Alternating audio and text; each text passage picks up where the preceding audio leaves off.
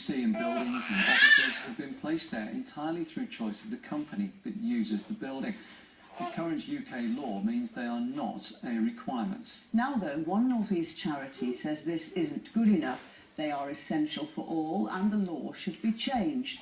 Joshua Shrimpton-Dean has been looking into the issue.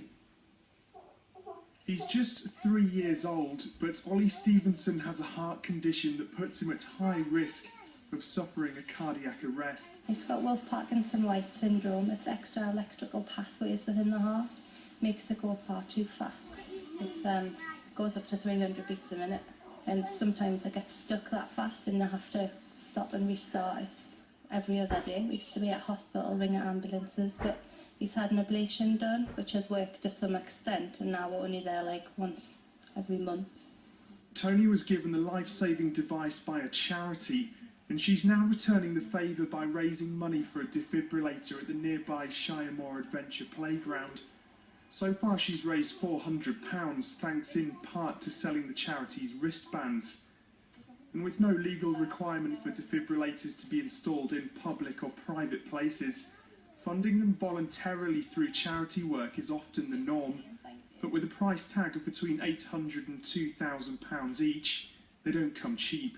We would like to see defibrillators everywhere that a fire extinguisher is housed. There's around 100,000 people a year die from sudden cardiac arrest in the UK. There's around about 400 die in fires, so there's definitely a need for it. That would cost businesses and local authorities, but for Christine it's worth it. In 2003 she lost her brother Neil to a cardiac arrest at the age of 32. So last year, and with the backing of Ant and Dec, she launched the charity with the help of her sister-in-law. We've placed 27 defibrillators in and around the North East so far. By the end of August we should have 40 in place. Well, defibrillator number 28 has been placed here at the Strawberry Pub, and it's thought to be the first in Newcastle to have one. Now, if you know this area, you might be thinking, what's the point? The Royal Victoria Infirmary is just around the corner. But the reality is that every minute a victim goes without treatment sees their chances of survival drop by 10%. It's all about time. If you ring 999, how long is it going to take an ambulance to actually get to you? You basically have about 5 minutes. We're going to be an open access site where if somebody does call 999, this is going to be made available to the area, so it's not just to the pub, it's everything in the area. But the North East Ambulance Service said they don't know how many defibrillators are out there, because every time a new device is placed, that information isn't always shared with them. Ollie's might be located in his home, but it is one that the ambulance service are aware of, and is therefore publicly available. How do you feel now that you've got a defibrillator in the house? You can breathe. It's much easier. I can actually relax, knowing that I can help them if I need to. So whether it's homes, pubs or playgrounds, campaigners simply want to see defibrillators saving more lives. That, it seems, may only come with a change in the law. Joshua Shrimpton-Dean, ITV News.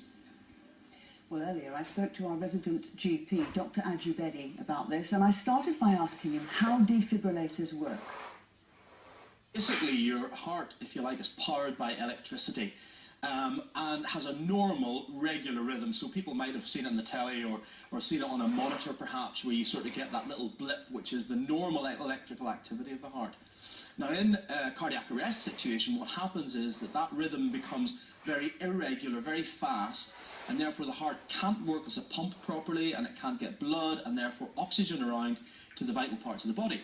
So what the defibrillator does is it basically attempts to shock the heart back into normal rhythm. So if somebody collapses and you have one of these things available, how do you know whether it's a cardiac arrest or a heart attack or something else? Can you actually do more harm by losing one? Well, the modern defibrillators are actually pretty amazing things. You really just have to attach a couple of pads, and then there's a voice that actually speaks to you and tells you what the pads are analysing.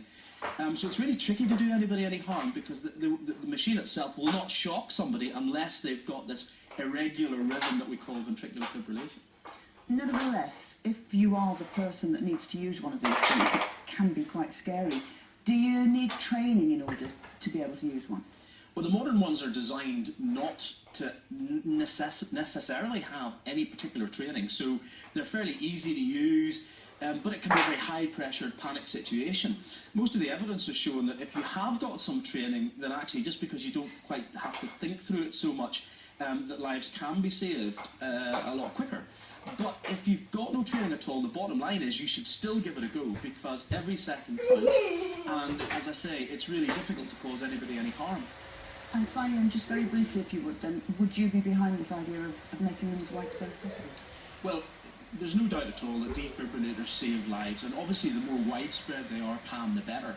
I guess it comes down to funding, and at the minute, I suppose, because they're not available everywhere, you then have to target it to the areas where perhaps the need might be the greatest, and that might be just somewhere where an ambulance can't get to, say, a rural situation, or maybe through a crowd, for example, at a football match. So it's got to be prioritised at the minute, but the more widespread they become, there's no doubt at all the more lives we'll save. Thank you. Thank you.